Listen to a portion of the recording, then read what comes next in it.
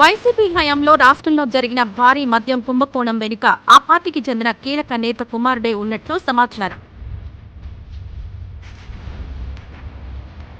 చిత్తూరు జిల్లాకు చెందిన ఆ పెద్ద నేత పెద్ద కుమారుడే ఈ హవాలా నెట్వర్క్ కు సారథ్యం వహించాడు.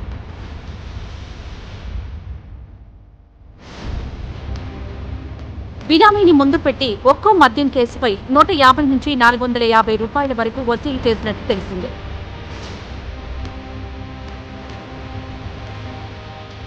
ఈ మొత్తం సొమ్మును బిగ్ బాస్ కు చేర్చడంలోనూ ఆ పెద్ద కుమారుడే కీలకంగా వ్యవహరించాడు. మొత్తం 3,000 కోట్లకు పైగా సొమ్ము వసూలు చేసినట్లు సమాచారం.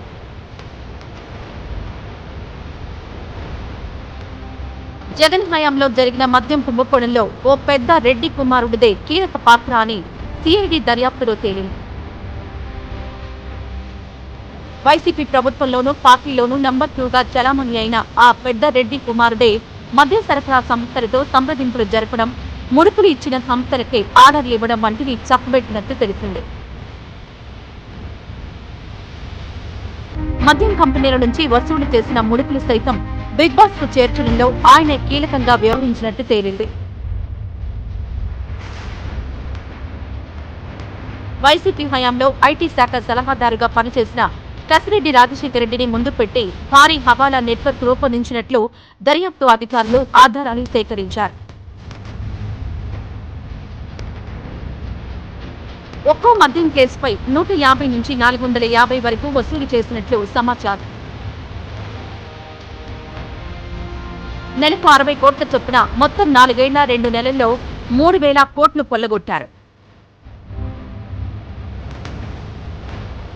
ఈ వసూలులో నెట్వర్క్ రూపకల్పన, అమలు వెనుక మాస్టర్ మైండ్ అంతా పెద్దరెడ్డి తనయుడేనని, ఈ కుంభకోణంలో బిగ్ బాస్ తర్వాత కీలక వ్యక్తి ఆయనేనని తేల్చారు. సరఫరా సంస్థల నుంచి కొనుగోలు చేసిన మద్యానికి బేసిక్ ధరలు అడ్డగోలుగా పెంచేసి దోపిడీకి పాల్పడ్డారు. చిత్తూరు జిల్లాకు చెందిన ఈ పెద్ద రెడ్డితో పాటు ఆయన తనయుడు సైతం ప్రజాప్రతినిధులే తండ్రి గనులు, భూములు దోచుకుంటే కుమార్తె మద్యం కుంభకోణంలో అన్ని తానే వ్యవహరించాడు.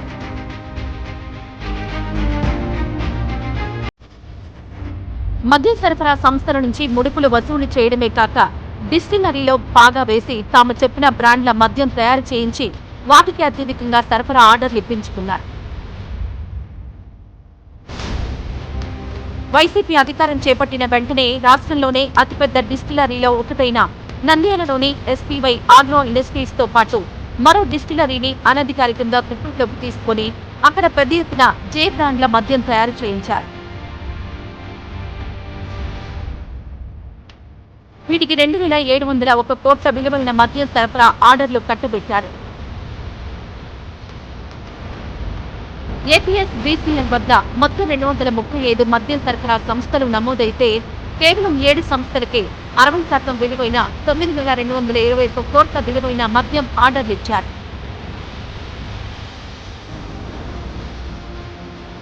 ఇవన్నీ అప్పటి ప్రభుత్వ పెద్దలు అస్మదీయులవేనని దర్యాప్తులో తేలింది. ఆదాన్ డిస్టిలరీ సంస్థ విజయసాయిరెడ్డి అల్లుడు రోహిత్ రెడ్డి బినామీ సంస్థన్న ఆరోపణలున్నాయి. దీనికి సొంతంగా ఒక్క డిస్టిలరీ లేదు. అయినప్పటికీ Visakha distilleries private limited, PMK distillation private limited, SPY agro industries లను సబ్లీజ్ పేరిట ఆధీనంలోకి తీసుకుని అక్కడ ఉత్పత్తి చేసిన బ్రాండ్లను ఈ సంస్థ సరఫరా చేసినట్టు సిఐడి గుర్తించింది.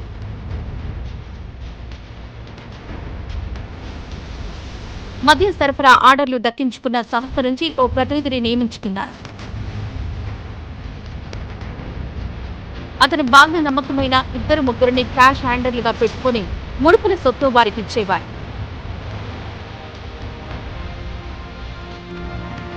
వారు ఆ సొత్తును కసిరెడ్డి రాజశేఖర రెడ్డి నియమించిన కొరియర్లకు అందజేసేవారు. నిత్యం ఒకే చోట కాకుండా వేర్వేరు ప్రాంతాల్లో అందజేసేవారు. ఎప్పటికప్పుడు వారు ఫోన్ నంబర్ను మారుస్తూ ఉండేవారు. కొరియర్ల ద్వారా వచ్చే సొమ్మును ఓ కీలక వ్యక్తి ద్వారా కసిరెడ్డి రాజశేఖర రెడ్డికి అందేది. అయినా దాన్ని పెద్దరెడ్డి కుమారుడికి అప్పగించేవారు. అయినా దాన్ని వివిధ రూపాల్లో బిగ్ బాస్ వద్దకు చేర్చేవారు. ఈ విధంగా 7 అంచుల్లో నల్ల సొమ్ము బిగ్ బాస్ చెంతకు చేరేది.